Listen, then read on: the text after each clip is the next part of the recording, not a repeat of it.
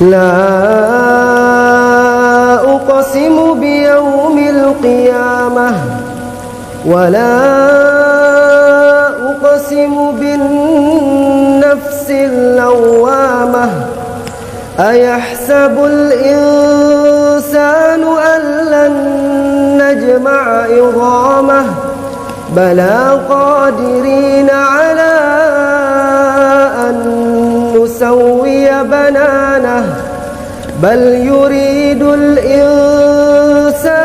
ليفجر أمامه يسأل أيان يوم القيامة فإذا برق البصر وخسف القمر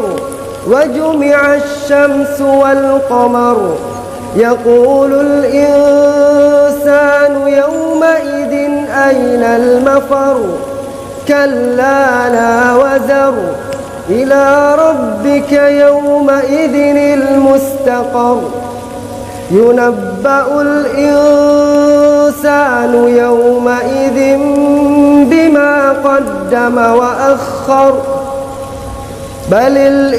الإنسان على نفسه بصيرة ولو ألقى معاذيره لا تحرك به لسانك لتعجل به إن علينا جمعه وقرآنه فإذا قرأناه فاتبع قرآنه ثم إن علينا بيانه كلا بل تحبون العاجلة। हमारा channel subscribe नहीं किया तो अभी सब्सक्राइब करें और बेल आइकॉन को क्लिक करके हमारी लेटेस्ट वीडियो